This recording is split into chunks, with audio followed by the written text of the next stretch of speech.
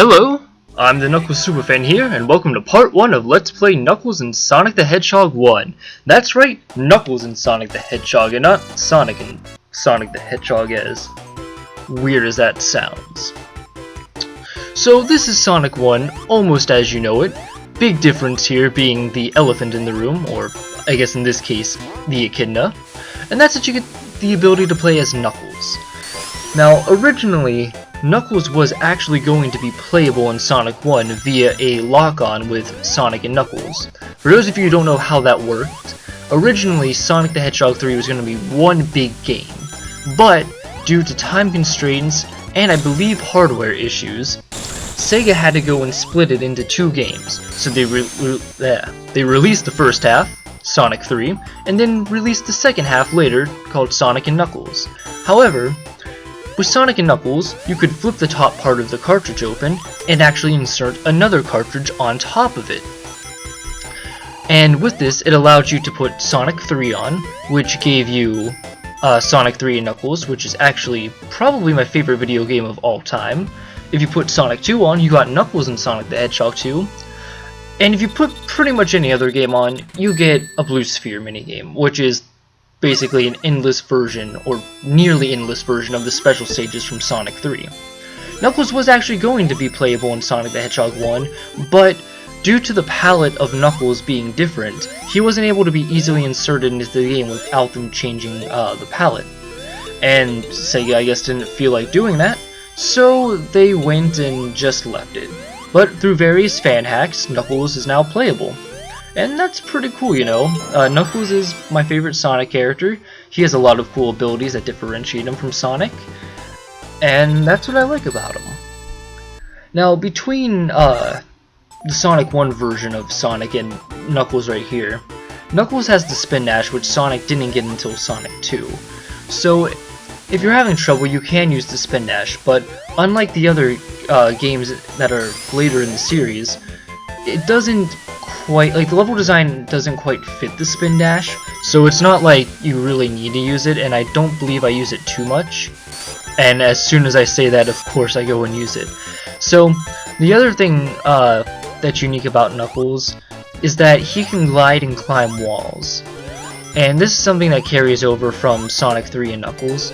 And this makes Knuckles a lot of fun to play, but again, in Sonic 3 and Knuckles, the level design was built around Knuckles and had Knuckles in mind, so there were a lot of walls that you could climb onto.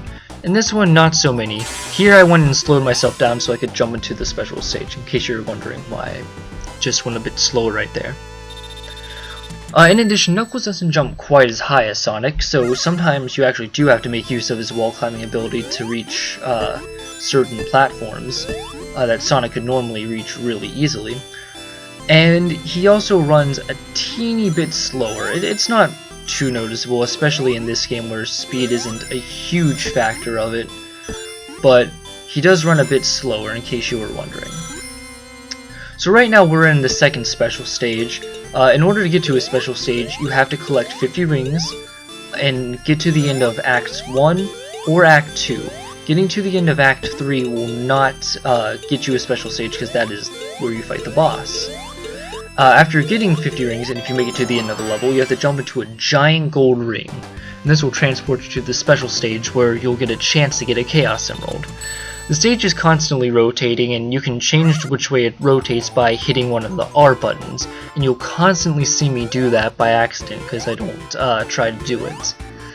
And here, I'm struggling to get this invincibility up here, because at the beginning of the stage, there's not a lot of rings at first. So I'm trying, and I finally just decide, you know what, screw it. I don't need this invincibility. I'm Knuckles. I can just go and win. So I'm like, alright, let's do this. Bounce, instantly get killed by an enemy. Kind of a cheap enemy placement there, but I guess that's my fault for being stupid like that. So then I realized, oh, if I glide I can actually hit the bottom of it and get the invincibility, so I don't have to worry about... Oh, and see, he wasn't there this time. I guess that guy was just there to screw with me. So, yeah. Anyways, the third level of each zone has the boss in it. And the bosses all take 8 hits to defeat. They're not too difficult, usually. They're pretty tame in this game. The later games have harder bosses. Oh, and here, that's a really good way you can make use of Knuckles' gliding ability, because it lets you really easily get the extra life.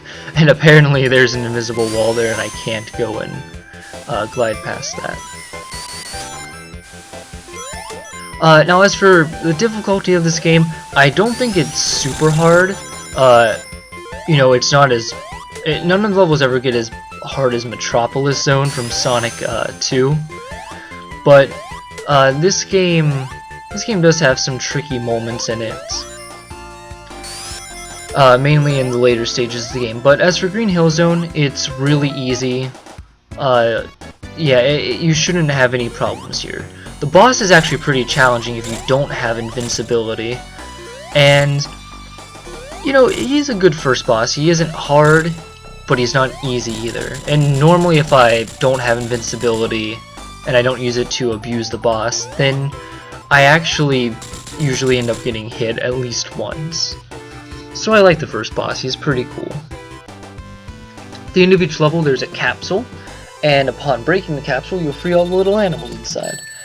I like to call the little animals babies. I don't know why, I just always refer to them as that. So here we have the second zone in the game, Marble Zone.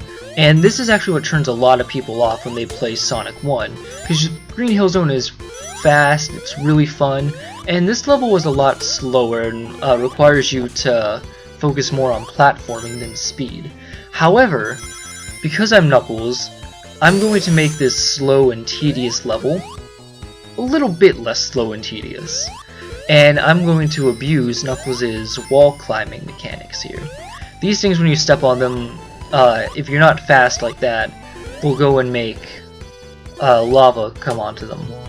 So here, you can climb up to an area that normally Sonic can't get to.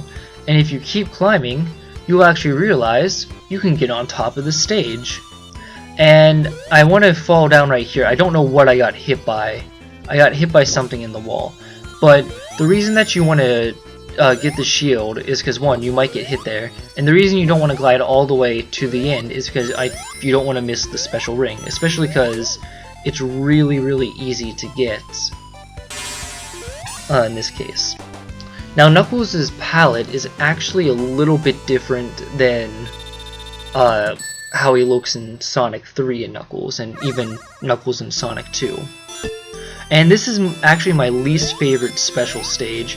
It's just this big open area, and the Chaos Emerald is in the very center of it, and I believe that it's heavily protected. There's no maze to go through, but this makes it hard because, as you can see, I'm struggling. I haven't even seen the blocks to where the Chaos Emerald is, and you can imagine that it probably won't end up well for me. I remember this one gave me a lot of trouble in both my test playthrough and in this one. So unfortunately I didn't beat the special stage, but there's still plenty of chances, and right now the Chaos Emeralds are invisible. And they appeared again. Great. So yeah, I will be seeing you guys in Act 2 of Marble Zone. Hope you enjoyed, and hope to see you then. Have a nice day.